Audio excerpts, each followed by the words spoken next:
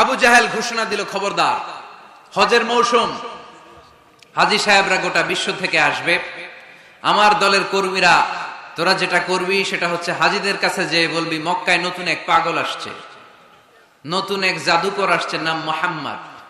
নাউজুবিল্লাহ পড়বেন না? খবরদার হাজী সাহেবেরা, এই পাগলের কাছে যেও না। সব হাজিরা গোটা বিশ্ব থেকে এসে মক্কার মিনা প্রান্তরে তাঁবুর ভিতরে ঢুকেছে।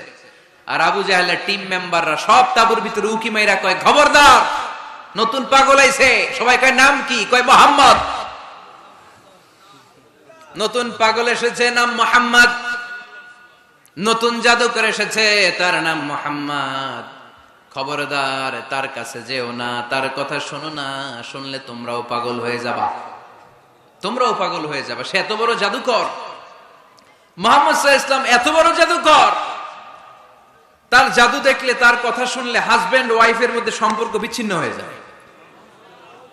সে এত বড় জাদুকর, তার কথা শুনলে বাবা আর ছেলের সম্পর্ক ছিন্ন হয়ে যায়। সে এত বড় জাদুকর, তার কথা শুনলে বন্ধু বন্ধু আলাদা হয়ে যায়। খবরদার হাজী সাহেবরা, তোমরা হজ করতে এসেছো, করো, জমজমের পানি খাও আর খেজুর নিয়ে যাবা বাড়িতে, কিন্তু মুহাম্মদ সাল্লাল্লাহু আলাইহি ওয়াসাল্লামের কাছে যাওয়া যাবে না। আচ্ছা, আপনারা বুঝে শুনে উত্তর দেন। এই যে লক্ষ লক্ষ হাজী মিনার তাঁবুতে বসা, আর আবু জাহেলের লোকরা যে বলল নতুন জাদুকরের নাম মোহাম্মদ, তার কাছে যেও না, এই লক্ষ লক্ষ হাজীরা এর আগে জীবনেও মুহাম্মদ সাল্লাল্লাহু আলাইহি ওয়াসাল্লামের নাম শুনছে? তার মানে মুহাম্মদ সাল্লাল্লাহু আলাইহি ওয়াসাল্লামের নাম তাদের কানে পৌঁছে দেওয়ার দায়িত্ব আবু জাহেল নিজেই নিয়ে নিয়েছে। চিল্লায় এখন ঠিক কিনা? অপপ্রচার প্রচার হয়ে গিয়েছে। আর সবাই মনে মনে ভাবে, কয় কি, এত বড় জাদুকর, হজ করি আর না করি, আরে না দেখা যাওয়া যাবে না।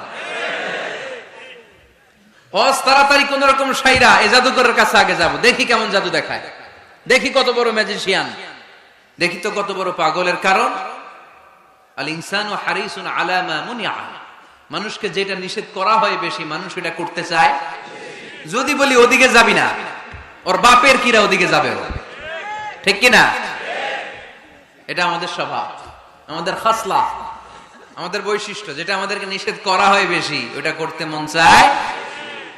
সব হাজিরা মনে মনে ভাবলো, আমরা যাব যাব, তোরা যতই বলিস না কেন, যাব যাব, হজের পরে অবশ্যই যাব।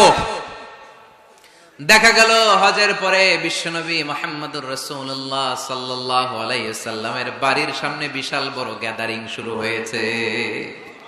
সবাই লাইন ধরে দেখা করতে গেছে। দেখা করতে যে বিশ্বনবীর চেহারা দেখে প্রথম নজরই সব পাগল। চাঁদের চেয়ে সুন্দর তুমি নবী আমার কামলিওয়ালা, চাঁদের চেয়ে সুন্দর তুমি নবী আমার কামলিওয়ালা, দুজা তুমি প্যারা নবী সাল্লে আলা, দু জাহানের বাদশাহ তুমি প্যারা নবী সাল্লে আলা, চাঁদের চেয়ে সুন্দর তুমি নবী আমার কামলিওয়ালা। সুবহানাল্লাহ পড়েন। গোটা বিশ্বের খ্রিস্টানরা বিশ্বনবীকে নিয়ে এখন মাতোয়ারা। মাইকেল এইচ হার্ট, খ্রিস্টান, একটা বই লিখে গোটা বিশ্ব কাঁপিয়েছেন, দি 100 ranking of the most influential people and person in the world. পৃথিবী কাঁপানো 100 জন মনীষীর জীবনী নিয়ে একটা বই তিনি করেছেন।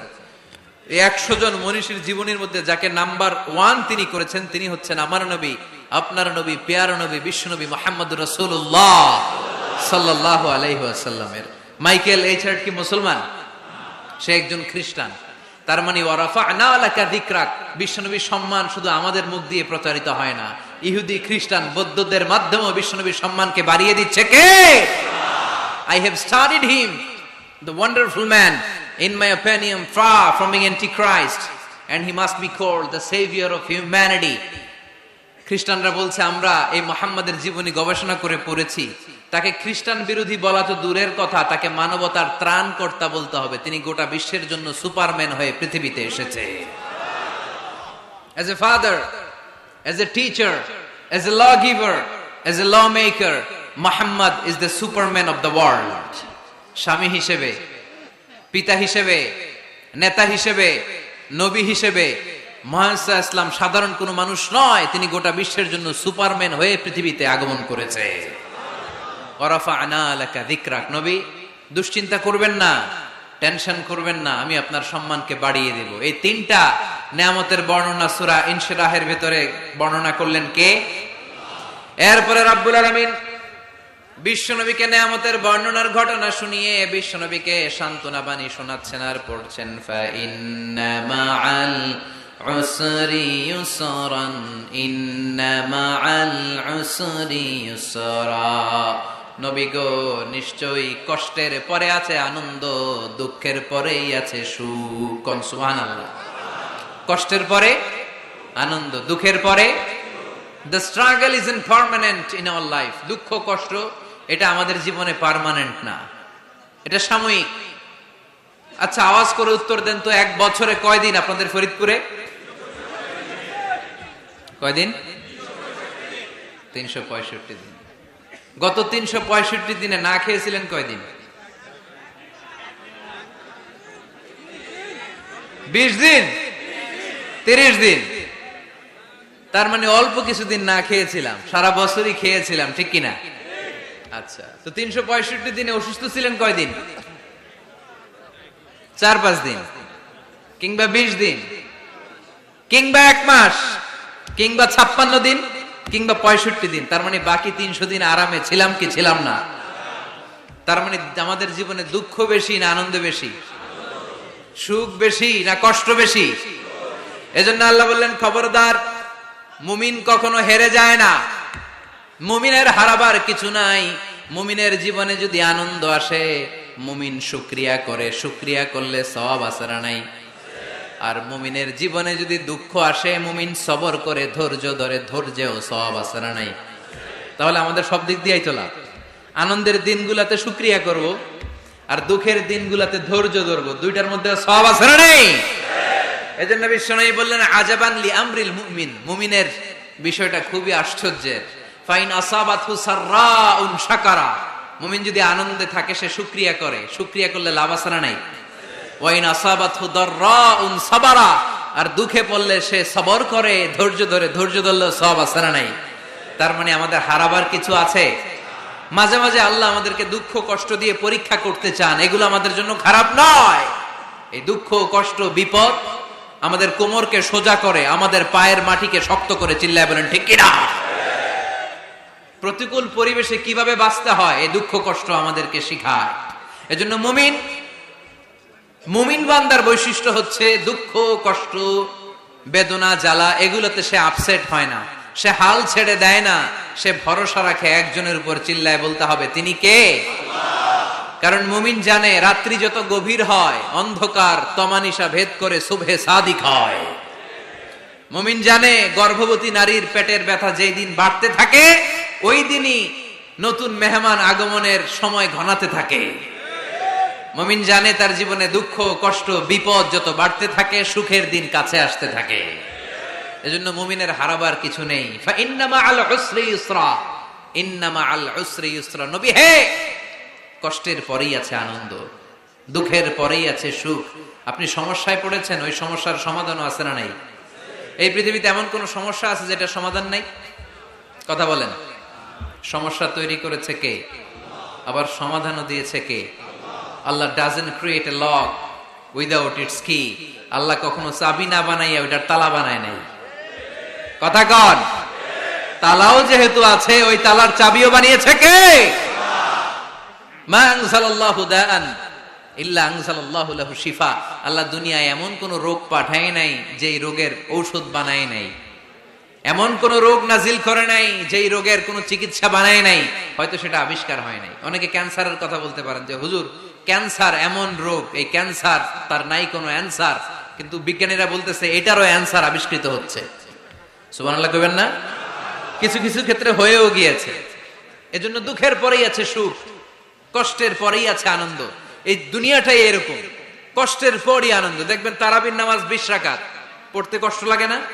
কোমরে ব্যথা, হাঁটুতে ব্যথা, কিন্তু 20টা রাকাত যখন শেষ করে মসজিদ থেকে বের হই, একটা আনন্দ আছে না নাই? কষ্ট করে পরীক্ষার জন্য প্রিপারেশন নিলেন আপনি কয়েক মাস, কিন্তু ফলাফল যখন ভালো হয় তখন একটা আনন্দ আছে না নাই? সারাদিন রোজা রাখলেন রমজানে, কি কষ্ট, তৃষ্ণায় গলা ফেটে যায়, কিন্তু ইফতারির সময় যখন রুহ আফজা শরবতটা খাই কেমন লাগে? একটা আনন্দ আছে না নাই?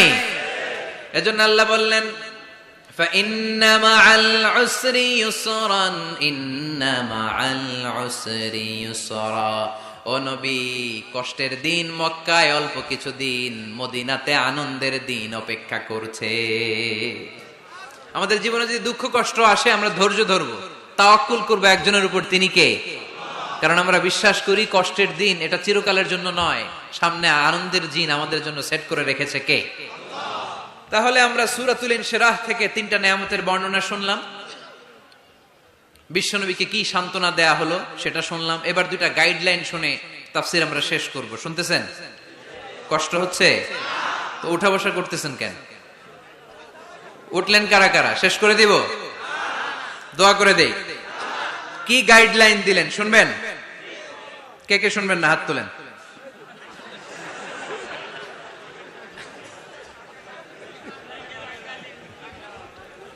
কষ্ট হইতেছে? গরম লাগতেছে না? আমিও ঘামতেছি আপনাদের সাথে সাথে। অনেক গ্যাদারিং হয়ে গেছে। আসেন আল্লাহর নামে 3টা তাকবীর দেই, তারপর কোন 2টা গাইডলাইন তিনি বিশ্বনবীকে দিলেন ওই নির্দেশনা বাণীটুকু শুনে আজকে আমরা বিদায় নিব। আওয়াজ করে পড়তে হবে লিল্লাহে তাকবীর, লিল্লাহে তাকবীর, লিল্লাহে তাকবীর। গাইডলাইন নাম্বার 1, ফাইদা ফারাগতা ফানসাব।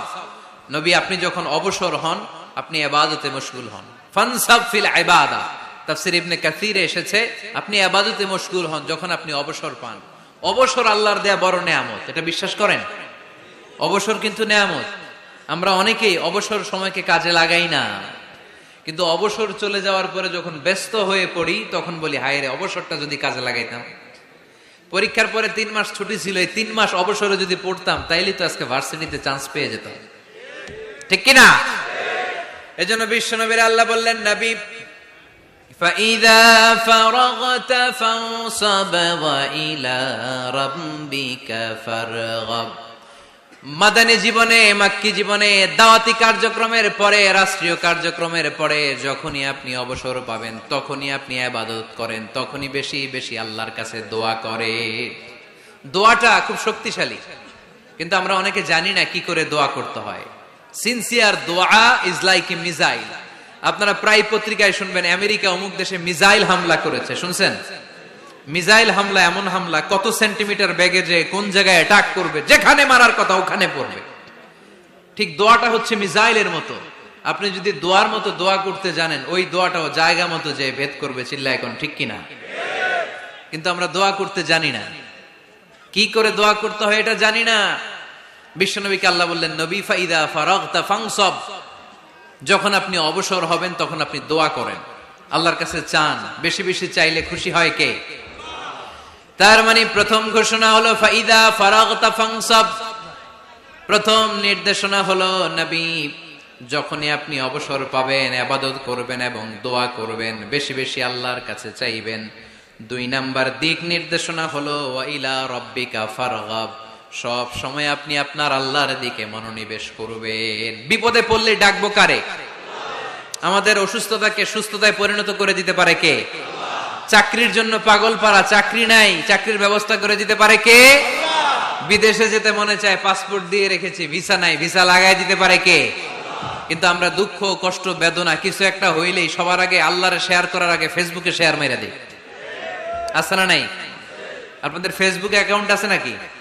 কার কার আছে দেখি?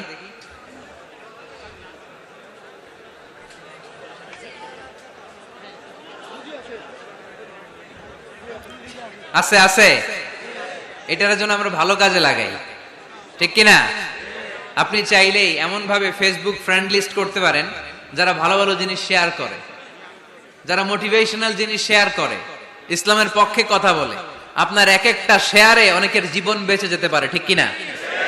একজন মুমূর্ষু রোগীকে বাঁচাতে রক্তের প্রয়োজন, রক্তের গ্রুপ এ পজিটিভ, যারা রক্ত দান করতে আগ্রহী তারা এই নাম্বারে যোগাযোগ করুন।